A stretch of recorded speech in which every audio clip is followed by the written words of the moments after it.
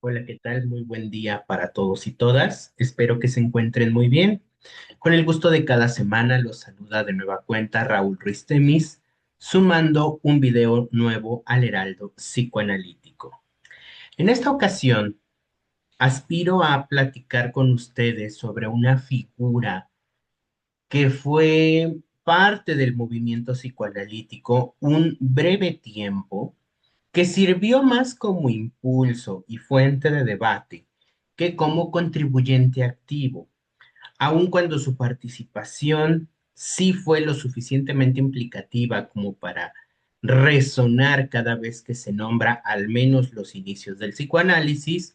Hoy, a la luz de pues el progreso histórico y por supuesto las revisiones a la teoría, a la clínica y la historia psicoanalítica, pues sabemos que fue más bien una figura satelital. Hablamos, por supuesto, de Carl Gustav Jung, que pues fue considerado heredero, pero también opositor del psicoanálisis. En este tenor, más allá de revisar, perdón, su teoría y sus propuestas que responden más a ciertos eh, tintes o finuras de la psicología humanista existencialista, vamos a plantear, por supuesto, cuáles han sido esos puntos de debate, esos puntos de quiebre y por qué Jung no forma parte necesariamente del psicoanálisis como disciplina, ¿vale? Les planteo entonces algunos datos biográficos del autor o de la figura o del personaje, si lo quieren ver así. Nace el 26 de julio de 1875 y fallece el 6 de junio de 1961.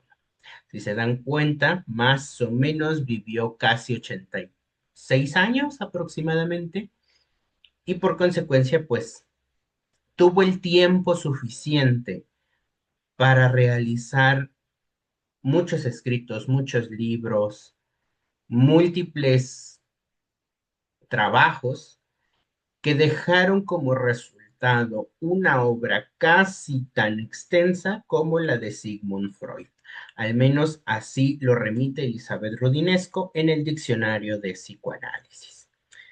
Rastreando algunos elementos de su familiograma o de sus antecedentes familiares, encontré que por parte del padre, su abuelo, que llevaba su mismo nombre, Carl Gustav Jung, al cual también llamaban el mayor, era médico de profesión, y su padre de Carl, nieto o de pues nuestro personaje actual, era pastor, al igual que dos tíos de él, es decir, dos hermanos del padre.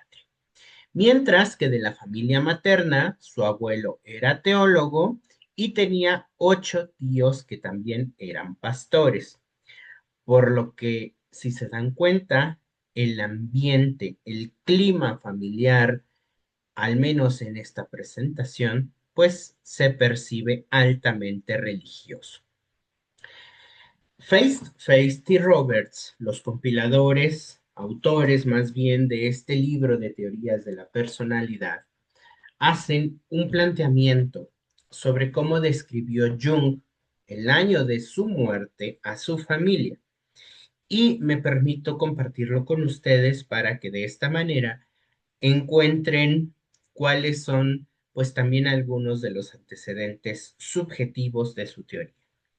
Jung describió a su padre como un idealista, sentimental con profundas dudas sobre su fe religiosa, a pesar de que pues ya dijimos que era pastor. En su madre percibía dos posturas distintas. Por un lado era realista, práctica y cariñosa, pero por otro era inestable, mística, clarividente, arcaica e implacable. Como era un niño emotivo y sensible, Jung se identificaba más con este segundo perfil de su madre, que él llamó su número 2 o personalidad nocturna.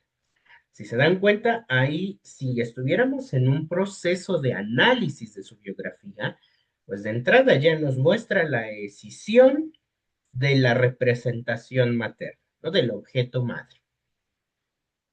Cuando tenía 3 años, el joven Carl fue separado de su madre, que estuvo hospitalizada varios meses, y esta separación resultó muy dolorosa para él. Hasta mucho tiempo después, cada vez que se mencionaba la palabra amor, él sentía desconfianza y seguía asociando la palabra mujer a inestabilidad, mientras que la palabra padre para él era sinónimo de fiabilidad, pero también de impotencia. Si se dan cuenta, al menos como percibe él mismo sus imagos, sus figuras, sus representaciones, sus objetos paternales, pues era siempre en lo que Melanie Klein podría denominar elementos malos, ¿no? Y no porque fueran malos necesariamente, sino porque eran frustradores, eran privadores, eran inestables, y fueron descriptivos que al menos Feist y Roberts enfatizan que estuvieron presentes sobre su familia casi en todo momento que Jung se refería a ellos. A nivel fraterno, fue el segundo hijo de tres hermanos. El mayor únicamente vivió 3 días y la menor nació 9 años después de Jung. Es decir, 9 años al menos fue hijo único. Esto, por supuesto, nos da también cierto antecedente curioso, interesante, para poder entender cómo de pronto se fue formando su obra, porque las ligaduras entre los autores y sus propuestas son innegables. Y es cierto que mucho de lo que de pronto depositamos en nuestras contribuciones a las disciplinas, a las artes, al mundo social, académico, profesional, etcétera, pues tiene que ver también mucho con nuestra historia personal. ¿Vale? Entonces, pues aquí ya vamos viendo algunos antecedentes particularmente curiosos o interesantes según cómo lo puedan ver. Les propongo ir haciendo la revisión de algunos momentos clave en esta cronología que fui trazando a partir de el aporte que hacen Rodinesco y Plon en el diccionario de psicoanálisis. Por supuesto que pues la historia es vastísima, pero pues no tenemos el tiempo quizá para detenernos en todos los aspectos finos que la constituyen. Empecemos entonces con el año de 1895, cuando Jung inicia sus estudios en medicina. Si tomamos en cuenta su fecha de nacimiento, podemos tomar de referencia que él tenía aproximadamente 20 años. 5 años después, es decir, ya hacia el final de su formación como médico, comienza como asistente de Eugene Bleuler, que si ustedes se acuerdan en el video de la semana pasada, les mencionaba que era el autor que cuestionaba a Freud por llamar autoerotismo a lo que Bleuler prefería denominar como autismo, ¿no? Y Jung, por supuesto, pues estaba en ese intercambio entre concepciones médicas para denominar ciertos avatares del devenir de los sujetos de inicios del siglo XX. Para 1903, ya una vez graduado como médico, Jung viaja a Francia para estudiar con Pierre Janet, el autor que sucedió, al menos históricamente, a Charcot como uno de los psiquiatras más influyentes ahora a inicios del siglo pasado. Por supuesto que Pierre Janet es recordado como uno de los psiquiatras que más contrapunteos tuvo con la disciplina psicoanalítica, precisamente por considerarla altamente especulativa, poco aplicable.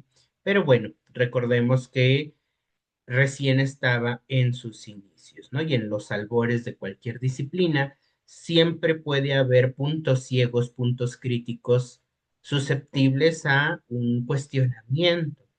No podemos negar que algunas de las críticas que hacía Pierre Janet a, en ese entonces, la naciente disciplina psicoanalítica, eran sostenibles, que se fueron remediando, por supuesto, con el devenir de las y los nuevos y nuevas autores y autoras que aportaron a nuestra disciplina. Entre este tiempo de 1900 a 1903, Jung presentó su tesis doctoral para tener su grado de médico, en el cual hacía el análisis de algunas sesiones espiritistas en las que participó con una de sus primas, las cuales denominaba experimentos controlados de los fenómenos ocultistas. Ya desde muy joven, desde muy temprana edad, veíamos en él esta tendencia a acercarse a los aspectos místicos, a las cuestiones paranormales incluso. Por supuesto que pues esto tuvo mayor auge y empuje una vez que pues Jung desarrolló más formalmente su apuesta teórica. Para 1906, entre este año y 1907, comienza a interesarse en la obra de Freud. Se dice que el primer texto que releyó fue la interpretación de los sueños. La primera ocasión que quiso abordarlo no tuvo mucho apego, no tuvo mucha implicación con lo ahí propuesto, pero cuando lo aborda por segunda vez, empieza a identificar algunos elementos que llaman su atención, lo cual comienza con el contacto con el iniciador de nuestra disciplina psicoanalítica, es decir, con Sigmund Freud. Ese contacto epistolar que iniciaría entre 1906 y 1907 decantaría unos años más tarde con un total de 359 cartas. Si ustedes lo piensan, por supuesto, es una suma grande del intercambio epistolar que tuvieron estas dos figuras. Con Sigmund Freud mantuvo una relación de amistad y de aprendizaje, pues fue amigo y discípulo entre 1907 y 1913. O sea, que implicado Jung en el psicoanálisis estuvo entre 6 y 7 años, no más de ese tiempo. Esto es importante y por eso me animé a hacer este video, porque cuando yo era docente, algunos estudiantes me hacían el cuestionamiento de por qué cuando yo daba ciertas líneas de introducción al psicoanálisis, no mencionaba los aportes de Jung. Hacía énfasis en Freud, en Ferenczi, en Abraham, en Rank, incluso en Melanie Klein como pues los iniciadores más sobresalientes, no los únicos, y me cuestionaban, ¿por qué no menciona a Jung en las clases, en los intercambios que podíamos tener dentro del aula? Y la respuesta siempre era porque su participación en el psicoanálisis fue muy breve y no sirvió necesariamente como contribución, sino como punto de debate, quiebre y, por supuesto, reestructuración. No podemos decir que no hizo nada, porque finalmente, gracias o en favor de la participación de Jung con el movimiento psicoanalítico, Freud logró hacer planteamientos muy interesantes como el narcisismo, el entendimiento de la psicosis, las cuestiones que se ligaban a la asociación libre como técnica o estrategia de intervención clínica, porque justamente Jung era uno de los más destacados investigadores del método de asociación de palabras, que si ustedes se acuerdan, mencionábamos en el video del test de frases incompletas de Sachs, es uno de los antecedentes de esa prueba, ¿no? Que tomó fortaleza y afianzamiento con las contribuciones de Sachs en los 40, pero que pues ya había muchísimos antecedentes. No podemos decir que Jung fue el iniciador de los mismos, pero pues sí fue uno de los más eh, reconocidos e influyentes al respecto. Bueno, pues eso es algo importante a tener en cuenta, ¿no? Jung estuvo dentro del psicoanálisis estos 6, 7 años, después se volvió un detractor y opositor a la disciplina, algo que él mismo siempre se encargó de evidenciar, Por eso a mí siempre también me queda la duda de por qué los historiadores, los críticos del psicoanálisis se aferran en introducir a Jung dentro de las disciplinas, cuando pues realmente él se encargó de hacer evidente su exclusión del movimiento psicoanalítico. Ese es un error muy común que por supuesto ojalá podamos ir solventando y no seamos partícipes de su reproducción. Vamos a enfatizar ahora algunos acontecimientos justamente de este entretiempo del encuentro entre Jung y Freud. En 1907, Jung le escribe a Freud sobre su ilimitada admiración por él. Fíjense el tipo de palabras que escoge para poderse referir al iniciador de la disciplina psicoanalítica. Y le confesó que esta veneración tenía algo de veneramiento religioso y un innegable trasfondo erótico. Es muy interesante cómo de pronto en los intercambios epistolares, cuando los revisamos con detenimiento y saltan este tipo de declaraciones, nos van evidenciando también cómo estuvo constituida la relación bipersonal, vincular, interactiva entre los partícipes de la misma. No es casualidad entonces que Freud también lo haya acogido con cierto aspecto indulgente, incluso al menos los primeros años que estuvieron en comunicación, ¿no? Y por supuesto en colaboración. Se dice que el primer intercambio que tuvieron justamente cuando se conocieron en persona duró entre 12 y 13 horas, ambos encerrados en su biblioteca de Freud y por supuesto compartiendo una charla mucho más que amena. Contrario a Marta y Emma, que eran las esposas respectivamente de Freud y Jung, quienes durante este entretiempo se dice no tuvieron más que algunos chispazos de conversación cordial. Entre 1907 y 1908, Jung funda la Sociedad Sigmund Freud de Zurich, es decir, una sociedad, una asociación en Suiza. Y en 1909, Freud es acompañado por Jung y por Ferenczi a impartir las conferencias que dio en Estados Unidos. La historia de esa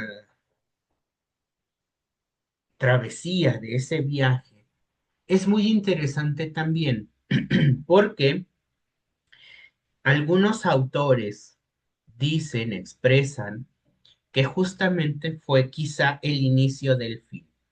¿Por qué?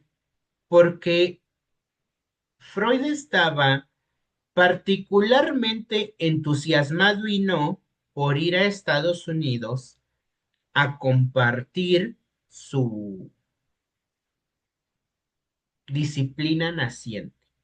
Y en un intercambio epistolar con Ferenczi le revela que de alguna manera no está seguro de hacerlo, porque consideraba que probablemente no sería comprendido por sus oyentes. Otro autor que no traje a colación necesariamente, pero que evoco en este momento, Henry Avilow, dice que precisamente Freud estaba reacio a ir a Estados Unidos en esa única vez que visitó el país para compartir su disciplina porque los consideraba demasiado conservadores y puritanos, algo que de alguna manera resultaba aberrante para Freud. Fíjense, estamos hablando de inicios del siglo XX. ¿Qué tanta era quizá la imagen, la representación, el imaginario social de los europeos sobre los estadounidenses, que eran considerados los conservadores y puritanos, que precisamente pues eran detestables para el imaginario freudiano?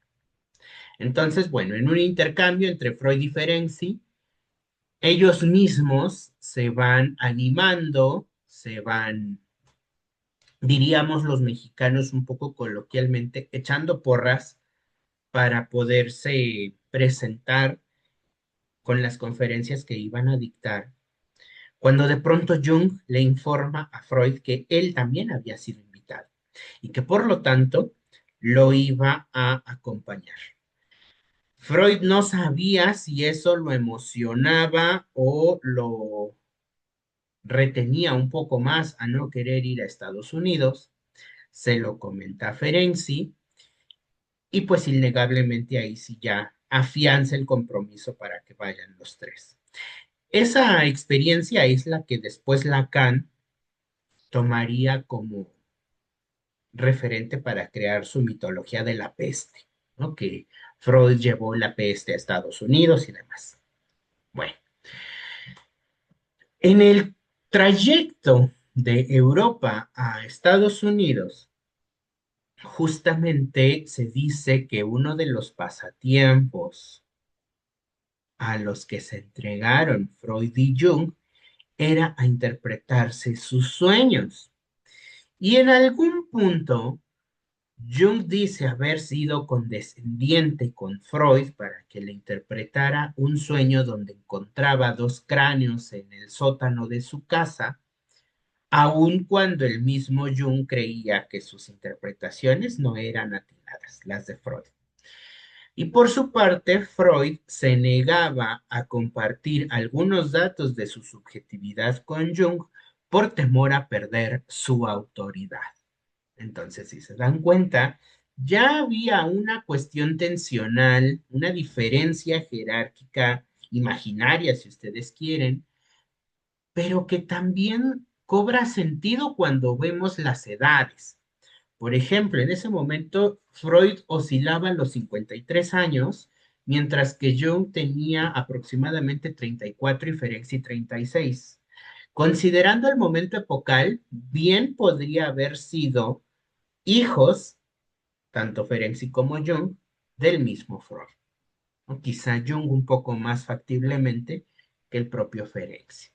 No era casualidad que así lo percibiese el mismo Freud y por supuesto sus contemporáneos que rondaban su círculo de psicoanalistas y contribuyentes, colegas de las primeras agrupaciones del movimiento. Total, que dan las conferencias en Estados Unidos, que son las 5 lecciones que se publican en 1910, y Freud aparentemente ahí tuvo un excelente recibimiento, no sin desplegar cierto sarcasmo, rechazo y por supuesto superioridad moral autopercibida frente a sus asistentes norteamericanos. Así lo relatan Henry Abelow y Feisty Roberts, que también rescatan esta anécdota. Contrario a Jung, Jung parece ser que pasó sin pena ni gloria. Participó, dio sus 3 conferencias que tenía sobre la asociación de palabras y los diagnósticos a partir de este método, pero no tuvo mayor reconocimiento. Y esto aparentemente pues también le provocaría cierta cólera, cierto enojo, cierto rechazo a su mentor, hasta ese momento amigo, Sigmund Freud. Bueno, un año después, en 1910, Jung es seleccionado prácticamente por el mismo Freud como el primer presidente de la IPA, la Asociación Psicoanalítica Internacional, siendo denominado como el príncipe heredero de la causa psicoanalítica. Fíjense cómo en estos términos de veneración, admiración ilimitada, príncipe heredero, vemos un amartelamiento quizá entre Freud y Jung. Obviamente esto despertó el celo de los psicoanalistas vieneses que se consideraban quizá más proclives a ser el primero de los primeros presidentes de la IPA Y Freud les responde de una manera particularmente interesante también, un poco en defensa de Jung, un poco en detrimento de ellos. Y lo rescata así Rudinescu y Plon en el diccionario psicoanalítico. Les dice Freud a los vieneses celosos: ustedes son en su mayoría judíos y por ello incapaces de ganar amigos para la nueva doctrina. Los judíos deben contentarse con el modesto papel que consiste en preparar el terreno. Es absolutamente esencial que yo establezca vínculos con ambientes científicos menos restringidos. Ya no soy joven y estoy cansado de estar en la brecha. Todos estamos en peligro. Los suizos nos salvarán, me salvarán a mí y también los salvarán a ustedes. Un golpe duro para los vieneses. Quizá eso también formó parte de la movilización que de pronto tuvo en contra Freud de sus mismos primeros colegas cercanos, pero también que levantó a Jung como el suizo primordial que estaba en contacto con él y que tenía toda su pleitesía institucional básicamente. Pero estos mundos tan mágicos, tan de color de rosa, no pueden durar para siempre.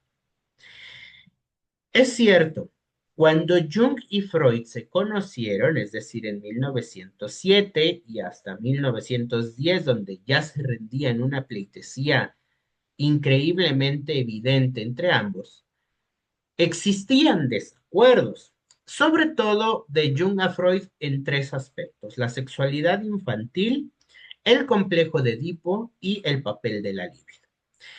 Si ustedes están más o menos familiarizados con los primeros aportes freudianos respecto de estos temas, pues sabrán que él consideraba que la libido era precisamente esa energía, ese motor que permitía obtener placer, separarse de las causas displacenteras y que por supuesto investiga objetos y demás.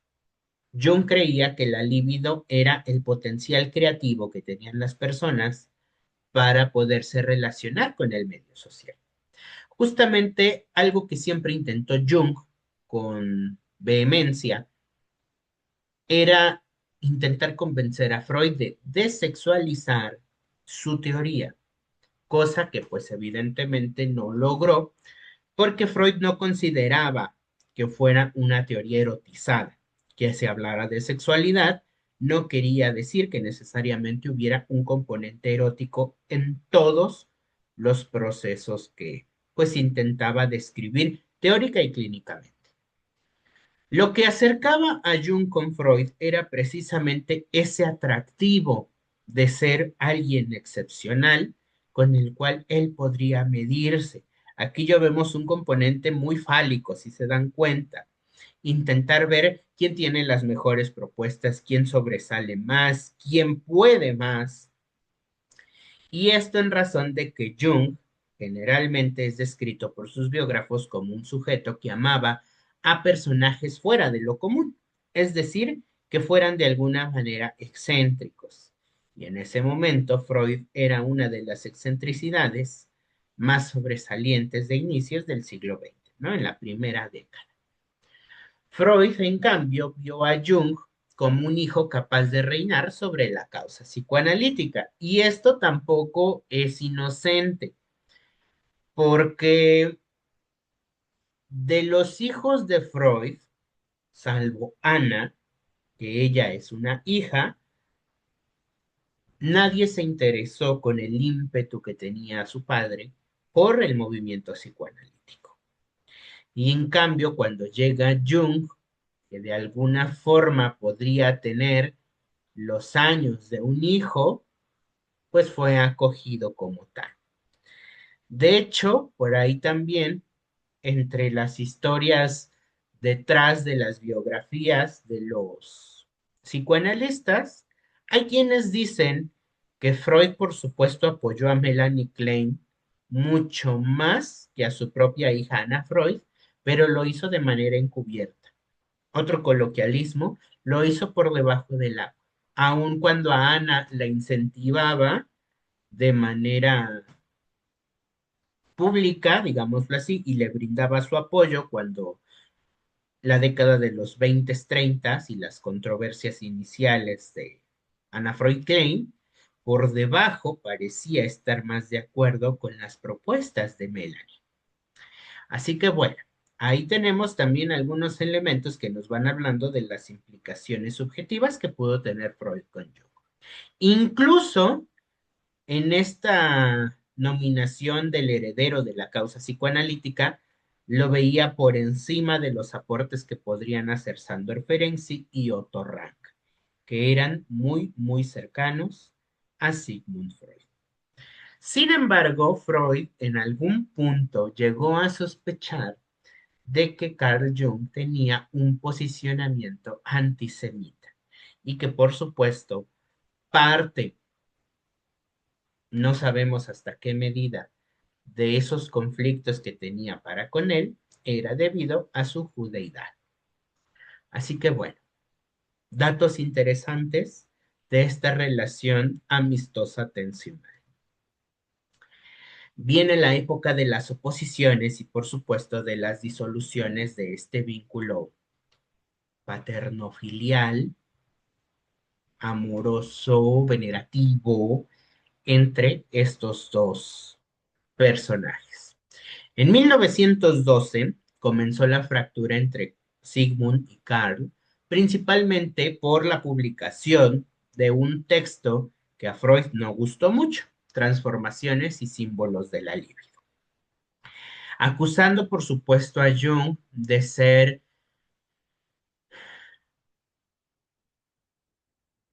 muy místico, intentando plantear cosmovisiones, valiéndose del psicoanálisis, pero alejándose de la disciplina, al menos con el rigor que intentaba imprimirle Sigmund.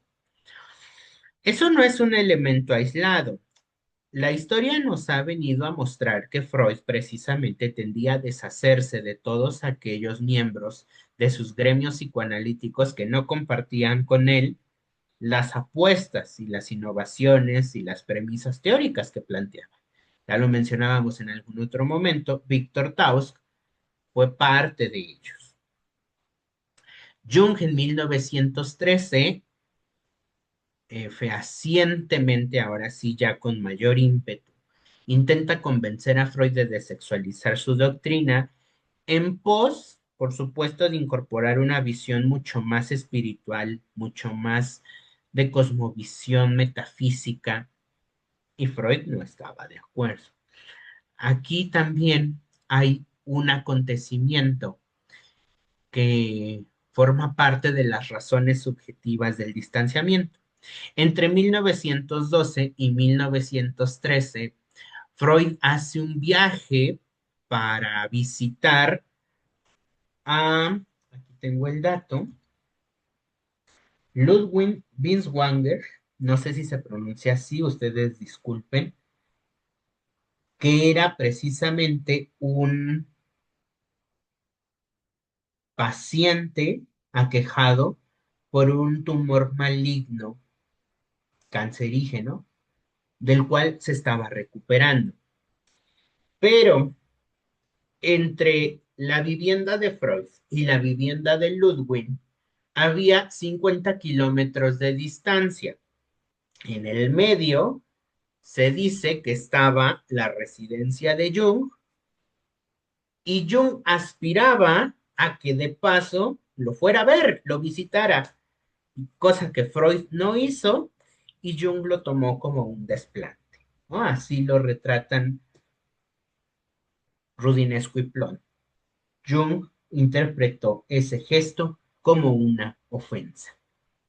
Entonces, bueno, ya había toda una tensión que en 1914 toma fuerza, se afianza.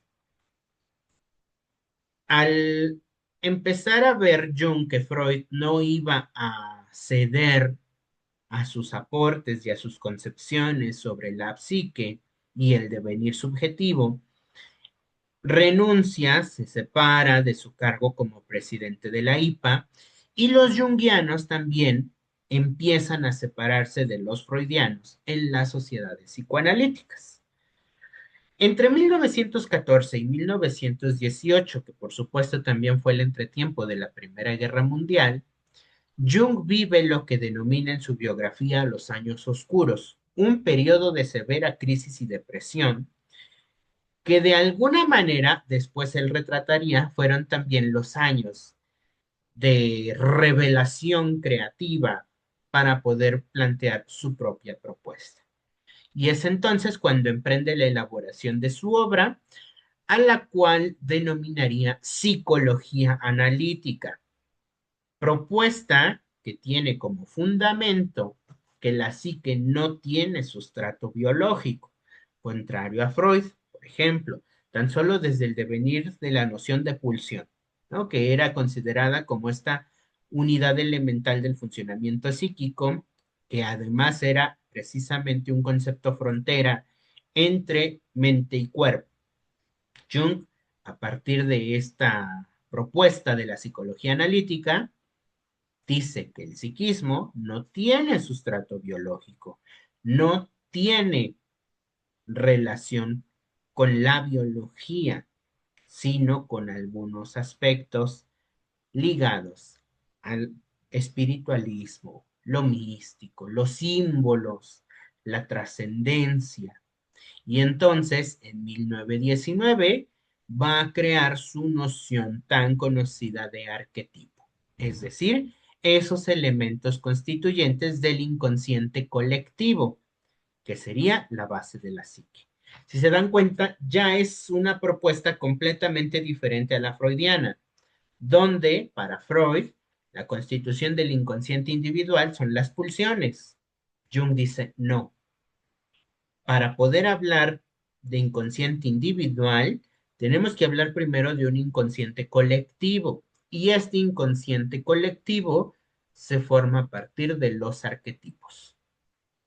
Ya no tiene nada que ver, precisamente porque al quitarse el sustrato biológico, el fundamento biológico, médico incluso que Freud le había impreso al psicoanálisis, Jung ya formaba parte de las aportaciones más ligadas a los símbolos que a los procesos corporales. ¿Vale?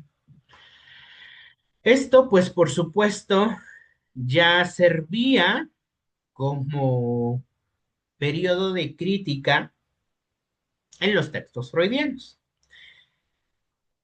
No sé si ustedes han leído las notas al pie de página que Freud hace como adición a muchos de sus textos en esta década del 10 al 20, particularmente del 12 al 17, 19 más o menos, que es donde aparecen los textos sobre el narcisismo, introducción al narcisismo, duelo y melancolía, la pulsión y sus destinos, también por ahí tiene algunas notas al margen o al pie de página, donde justamente Freud rebate a Jung. Y es un encuentro encarnizado, teóricamente hablando, para destruir la propuesta junguiana, precisamente en pro de implantar el freudismo sobre el junguismo, ¿no? Porque ya se habían separado. Incluso hay quienes dicen que parte de el historial del hombre de los lobos es justamente para demostrar que Jung se había equivocado en muchas de sus propuestas emergentes y antecedentes, aun cuando estaba de alguna manera participando en el movimiento psicoanalítico. Entonces, bueno, pues ahí tenemos por qué también vemos que Freud se empeña en hacer parecer a Jung como un incipiente sujeto que no aporta nada a las disciplinas médicas y psicoanalíticas de ese momento.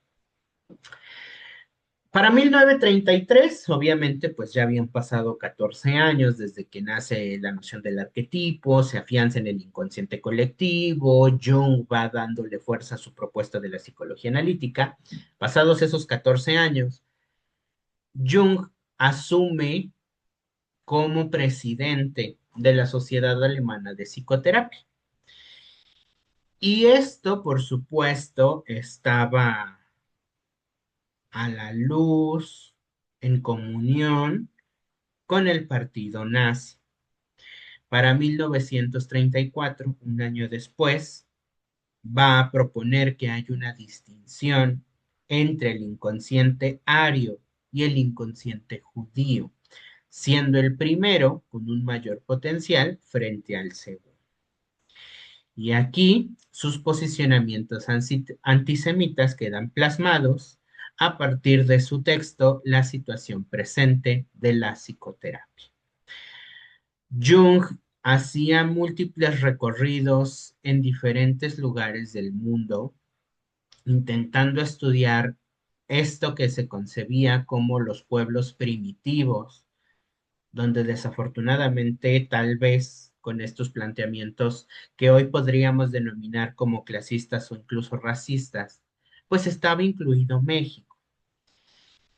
No nada más, ¿no? Muchos otros países y zonas que llegó a visitar Jung, pero siempre buscando de alguna manera evidenciar que no había casi nada superior que los arios, ¿no? Como comunidad, como agrupación, como raza superior pretendida.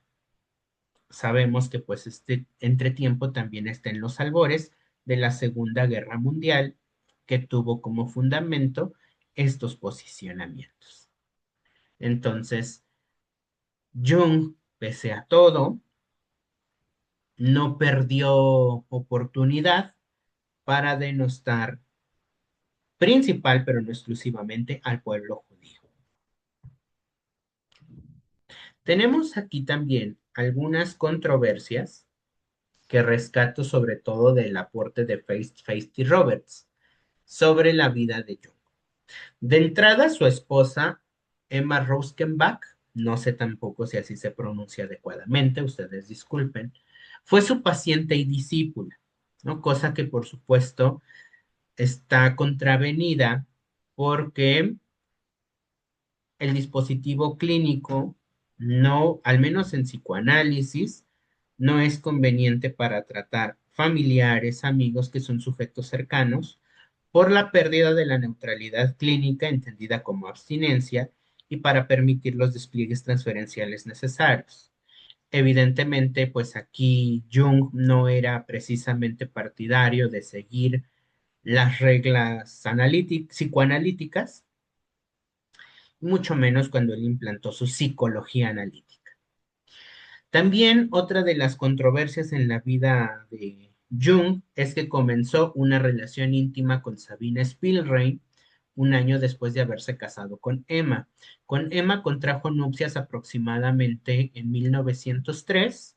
Con Sabine Spielrein comienza una relación que duró aproximadamente 5 años, de 1904 a 1909-1910, justamente en el marco de su viaje a Estados Unidos con Freud y Ferenczi.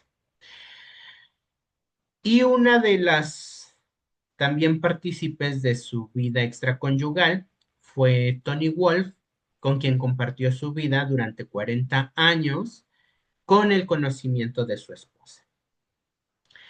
En 1910 escribiría una carta a Freud en la que él le revelaría que el requisito fundamental para un buen matrimonio es el permiso para ser infiel. Entre los textos recopilados por algunos de los biógrafos y estudiosos de la obra y vida de Jung, se va plasmando justamente que esa escisión del objeto materno, que ya comentábamos al inicio, fue la que de pronto se marcó con sus relaciones, sobre todo con las mujeres, en momentos posteriores. No podría amar a la mujer que deseaba entre ellas Spielrein y Wolf, y no podría desear a la mujer que aparente o supuestamente amaba, es decir, su esposa, Emma. Emma incluso, rescatan los biógrafos, estaba de acuerdo en estos encuentros extraconyugales que mantenía Jung, tanto con Spielrein como con Tony Wolf, sobre todo con esta segunda, porque estaba cierta de que ellas podían darle algo que Emma como esposa no.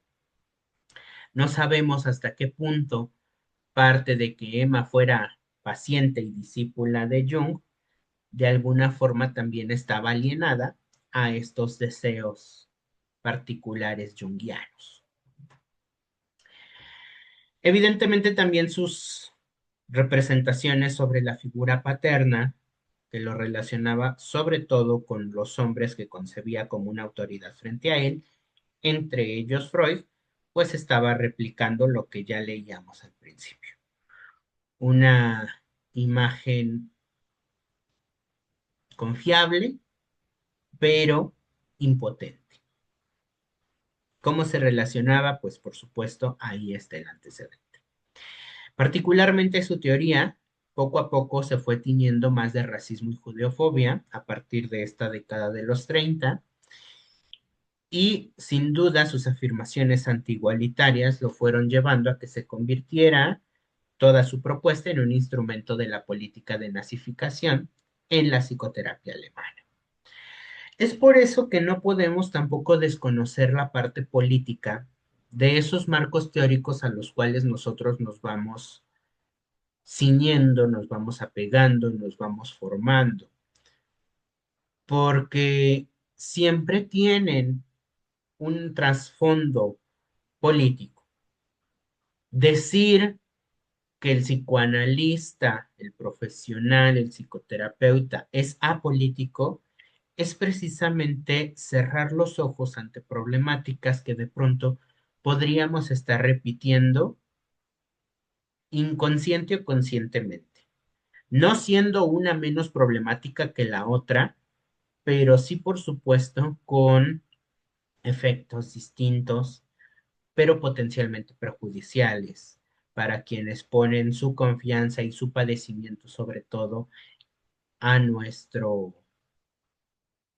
a nuestra disposición, ¿no?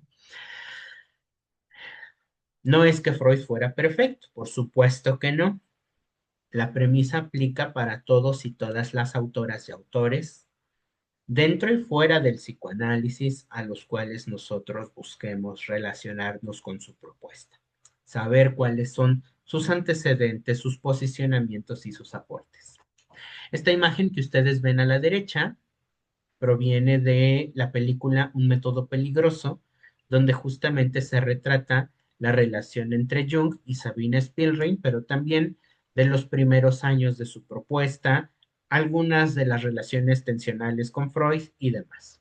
Por si no la han visto, por si no la conocen, puede ser quizá un elemento interesante de revisar con este ojo crítico, teniendo siempre en consideración que las películas no son necesariamente fiables a la historia, pero al menos un norte, una idea nos pueden dar.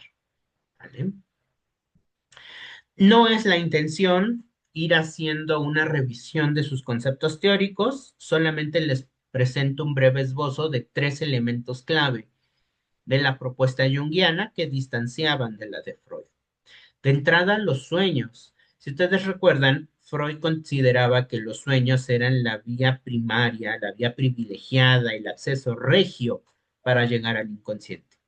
Mientras que para Jung era el medio a través del cual se podía dar expresión a los aspectos del psiquismo que no habían sido desarrollados. Es decir, un sueño para Jung hablaba de todos aquellos arquetipos que no estaban lo suficientemente bien expresados o que incluso eran de expresión inadecuada, ¿no? Y por lo tanto, la narrativa de un sueño, más que hablarnos del inconsciente individual, como sería en el psicoanálisis freudiano o clásico, en la psicología analítica de Jung, apuntaban precisamente a hablar sobre el inconsciente colectivo y los arquetipos que estaban en vigencia, presentes, bien o mal logrados. Específicamente entonces, centrándonos en esta noción del inconsciente colectivo, para Jung era constituido por los arquetipos, es decir, esta base de la psique, que era una estructura inmutable y se constituía como patrimonio simbólico de la humanidad. Uno podría entonces pensar, ¿por qué si el inconsciente colectivo es uno, distinguía el inconsciente ario del inconsciente judío? Esa es una de las tantas y superficiales quizá contradicciones que encontramos en la obra de Jung.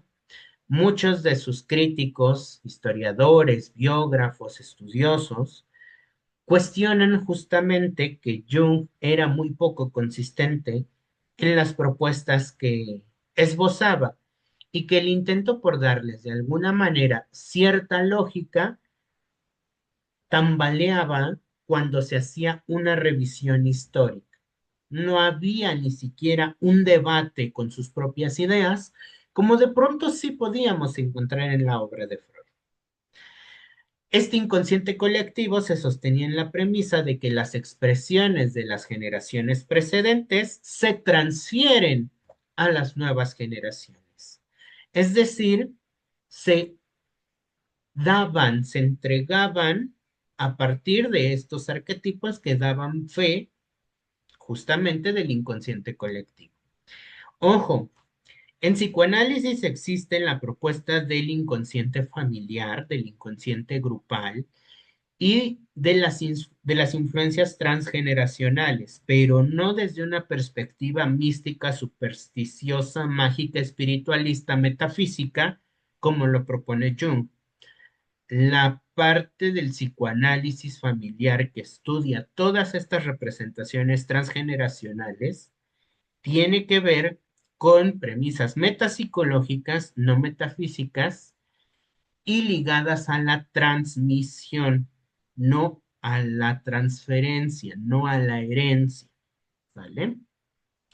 Entonces hay que tener mucho cuidado porque de pronto algunos junguianos han querido valerse de los aportes del psicoanálisis familiar transgeneracional para poder posicionar nuevamente su prácticamente caduca psicología analítica, ¿vale? Entonces, no es lo mismo el rigor de los psicoanalistas familiares como Alberto Eiger, eh, Ana María Nicolo, Nicolás Abraham, eh, entre muchos otros, tanto franceses como argentinos, que son los que principalmente han hecho aportes, como Isidoro Berenstein, Janine Puget, Miguel Alejo Espívaco, etcétera, distan completamente de estas propuestas junguianas. Precisamente es necesario hacerlo notar para evitar equívocos que puedan ser de interés al momento de hacer las revisiones teóricas y, por supuesto, las aplicaciones clínicas. Y la noción de los arquetipos para Jung eran estas predisposiciones que tenían las personas para ver las cosas de cierta manera, tener determinadas experiencias emocionales y asumir categorías de conducta particulares. Jung decía que cuando él era adolescente tenía dos personalidades, igual que su madre. Ahí vemos una identificación. Tenía la personalidad más introvertida y la personalidad más extrovertida, siendo la primera la de un viejo anciano y la segunda la del joven adolescente. Esto sirvió como una experiencia antecedente justo para ir hablando sobre los arquetipos. Desarrolló múltiples. Aquí solamente rescato los 5 primordiales que Hergenhan en este libro nos rescata. El ánima, que era el arquetipo que aportaba el componente femenino a la personalidad masculina, y el animus, que ofrecía el componente masculino a la personalidad femenina. Si ustedes lo leen así, y por supuesto exploran la obra de Jung, se van a dar cuenta que es una visión muy segregacionista porque presupone que hay cosas que son específicas y exclusivamente para las mujeres y cosas que son exclusiva y necesariamente propias de los hombres. Y que para poderse relacionar unos con otros tenía que haber un arquetipo que permitiera esa relación, pero que no se superpusiera al que le correspondía dependiendo el género a cada persona. Es decir, si había una mujer que de pronto fuera trabajadora, proveedora de una economía sostenible para su hogar, que por supuesto tuviera cierta tendencia a los ejercicios físicos de contacto de alto impacto, podríamos decir que era un animus, un arquetipo de animus que imperaba sobre la personalidad femenina y entonces estaba desadaptado.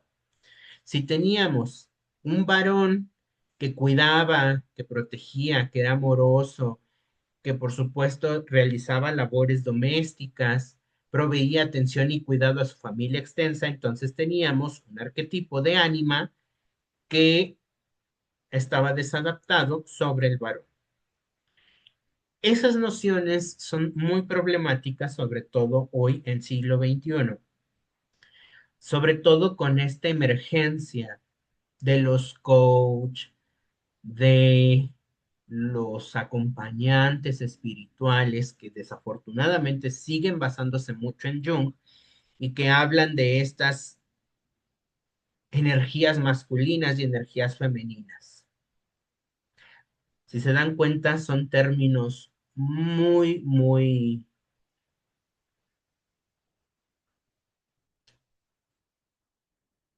viejos que encubren justamente las ideologías más conservadoras, no necesariamente que nacieron con Jung, sino que vienen arrastrándose desde siglos atrás y que presientan una idea normalizadora del ser varón y del ser mujer.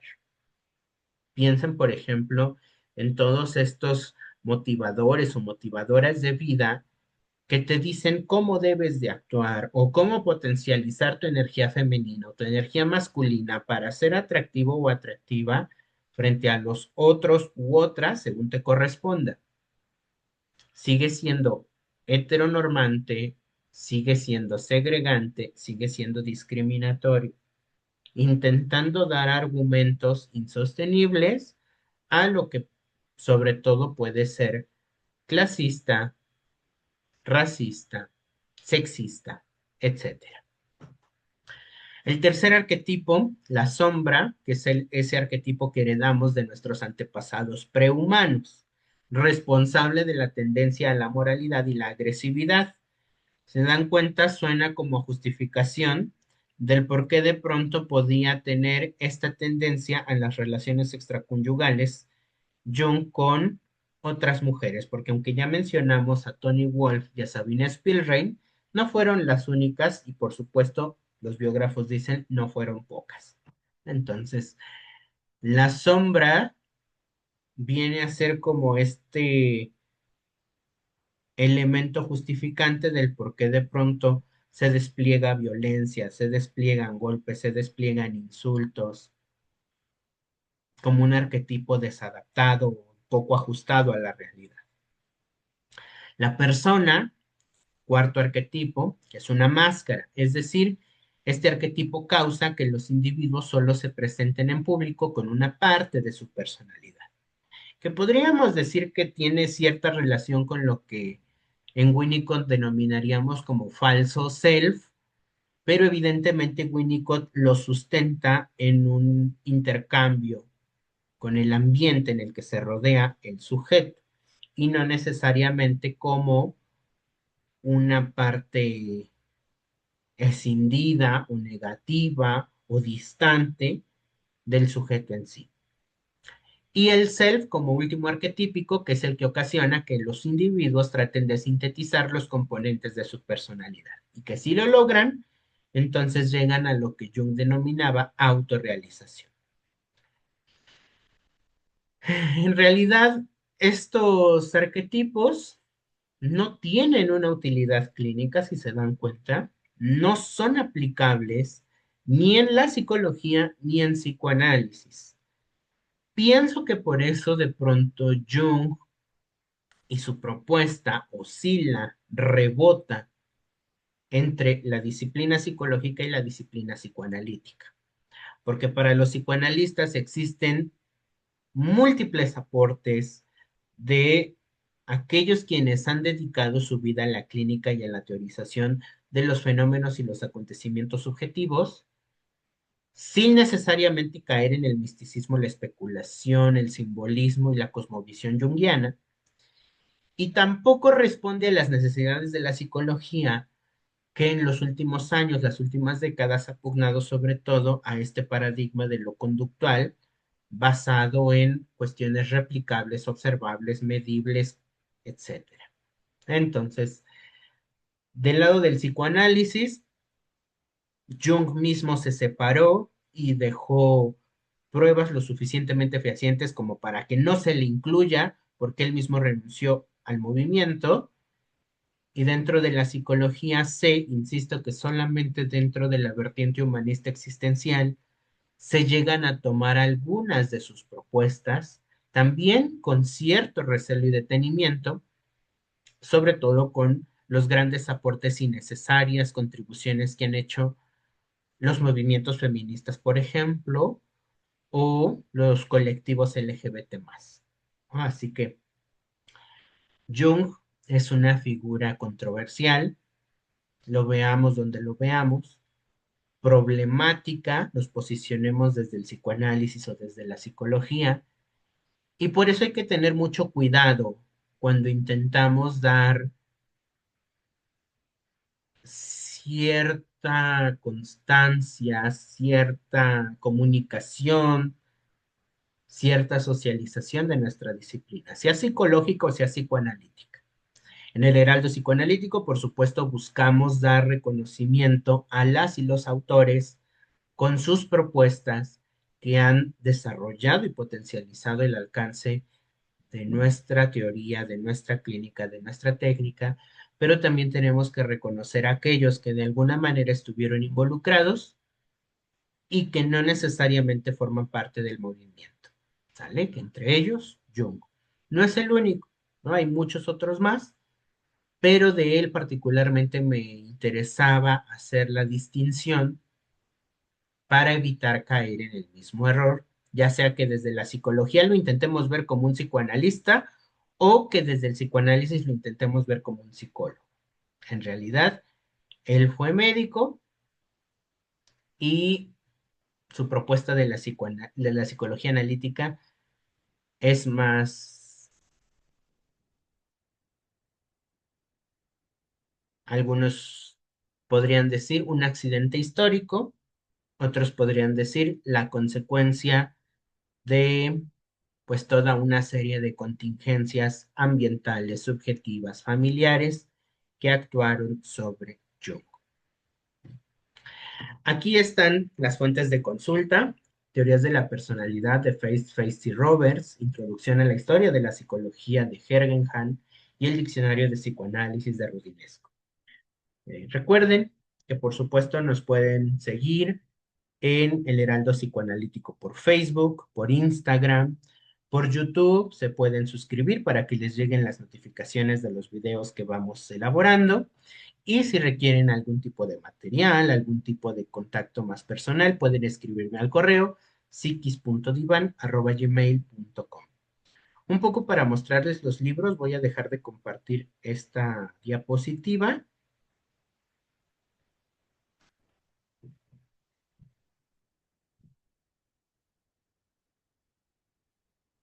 Déjenme, listo. Y les muestro los libros. El diccionario de psicoanálisis, pues ya se los he mostrado, es el de Rudinesco y Plon. Es esta versión amarilla, la última que salió.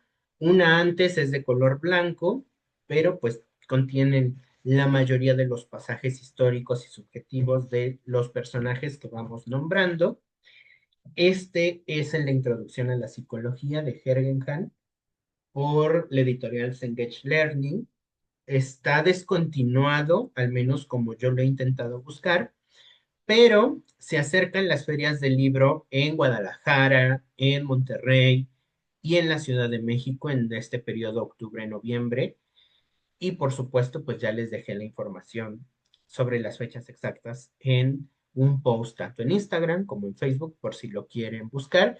Ahí es un poco más probable que puedan encontrar. Y teorías de la personalidad de Feist y Roberts, donde hacen el recorrido por varias de las teorías que pueden explicar la personalidad, ¿no? Son 19 autores los que van revisando, que no solamente se limitan a psicoanálisis y psicología, así como sus detractores y opositores, como vimos en este caso con Jung, sino también a aquellos que sí se afianzaron en algunas de estas áreas. Skinner, Bandura, Kelly, Freud, Klein, por supuesto algunos otros opositores, Adler. Entonces, bueno, pues ahí tienen una vasta bibliografía. Son libros pues relativamente amplios, como ustedes podrán ver, que pues interesan mucho, sobre todo si queremos seguirnos formando una visión contrastada, crítica y sobre todo reflexiva de los autores y autoras que pudieron estar relacionados con el psicoanálisis, pero que por supuesto también decidieron salir de él. Por ahora es todo de mi parte. Espero que el video haya sido interesante, que haya contribuido para la formación de todos y todas, al menos como un elemento desmitificador de por qué Jung no forma parte del psicoanálisis y tampoco necesariamente de la psicología en cuanto a su propuesta. Y como cada semana, ya saben que si hay comentarios, dudas, sugerencias, les interesa que profundicemos algún tema, me lo pueden indicar y con todo gusto buscamos la manera de hacerlo. Se despide Raúl Ristemis, que tengan una excelente semana. Nosotros nos vemos próximamente una ocasión más. Hasta la próxima.